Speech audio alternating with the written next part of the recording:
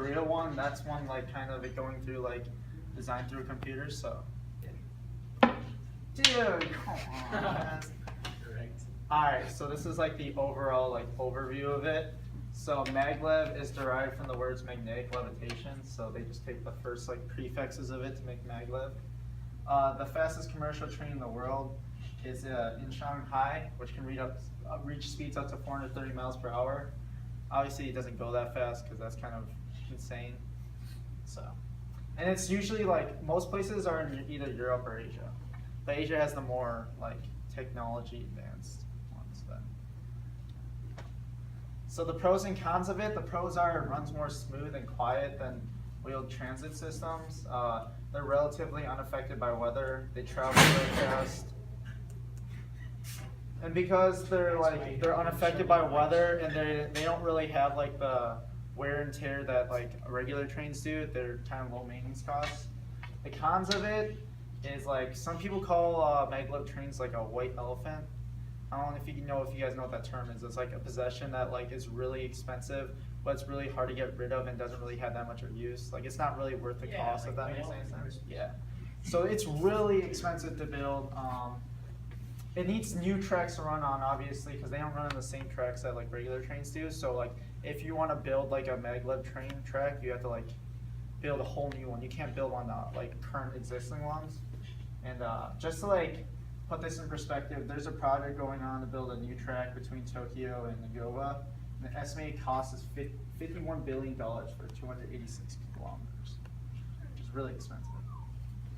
Like that's probably Bill Gates' whole wealth, you know what I mean? He's broke now, you know what I'm saying? Alright. So the history and development. The first person to build a mortar that like doesn't require like physical contact between the vehicle and guideway was Eric Lightweight.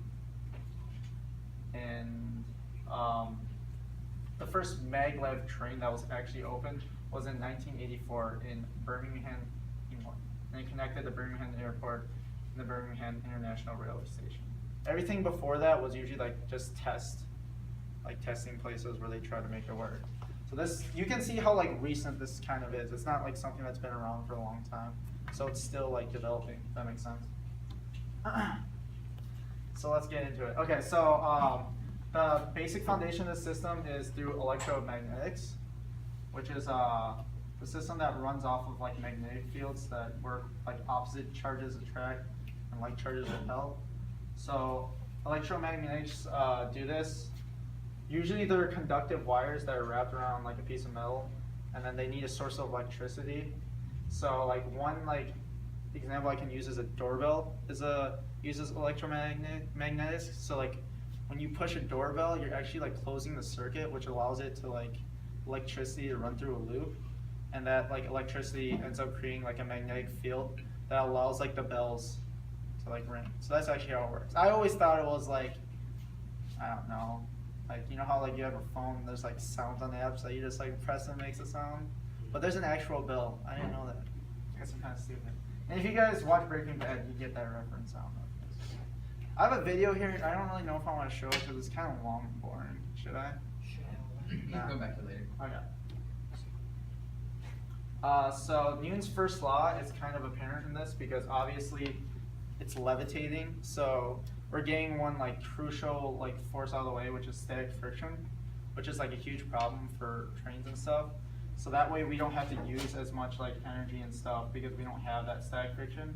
But Newton's first law says that an object at rest stays at rest unless acted upon an outside force.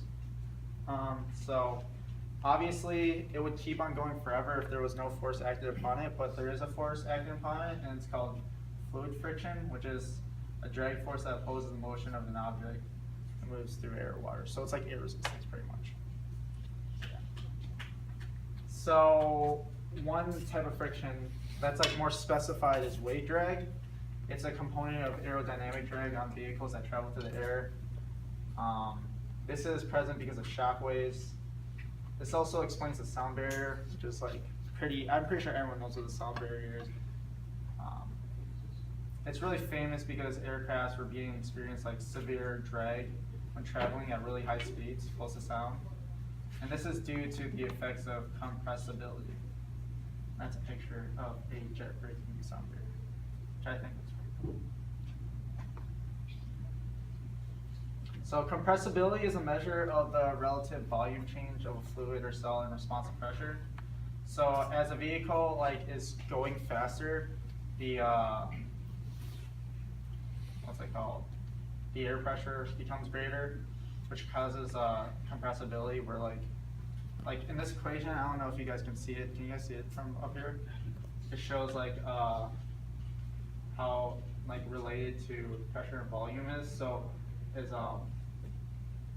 as pressure goes up, volume gets smaller, which shows like how like compressibility works, which is a type of resistance on vehicles.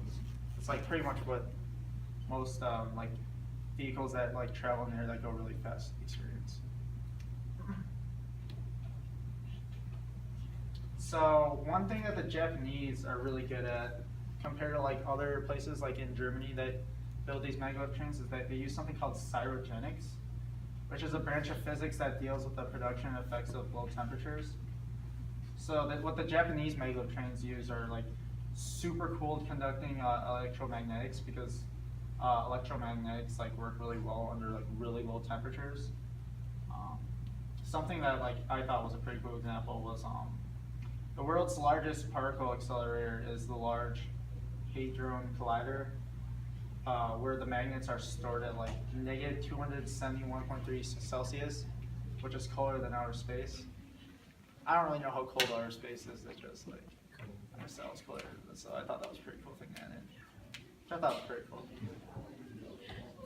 So to explain more on how this works, so this all works because superconductivity, which is a phenomenon where there's zero electrical resistance and expulsion of magnetic fields when there are certain cool temperatures. Also, that's the advantage of the Japanese trains, is they don't need a power supply to run their trains. All they have to do is keep their magnets super cool, which obviously costs money, so because you have to keep them at a certain temperature, but they don't need a power supply to run their trains, which is actually cheaper and more beneficial than that. So how this works is, in this picture, I don't know if you guys can see. Can you guys see this picture? It's like a magnet levitating like above a conductor. So this is because like the superconductor is like really high temperature, but it's cooled with liquid nitrogen. This makes it so like the electric current flows on the surface of the conductor, which like produces a magnetic field that allows it to levitate. And this is known as the Meissner effect. Have you ever heard of that before, or no? That's new stuff. I thought it was pretty cool. So what I found cool, I thought that was really cool, like how like I kind of like took a broad topic and like how you could get like as specific as you wanted to. Like I felt like every single time I looked in like, let's say like for the friction thing, there was 4 different types of friction, and then even in like each of those frictions, there was like different like, you know what I mean, like factors that you could look into, and you could get like as specific as you want, which just shows like how like applicable like physics can be in the real world. So I thought that was pretty cool, and it was really innovative too, because it shows like how like engineers have like thought of new ways of doing things, like the Japanese, how they use cryogenics instead of just using the regular EMS, which I thought was awesome. Yeah, that's it.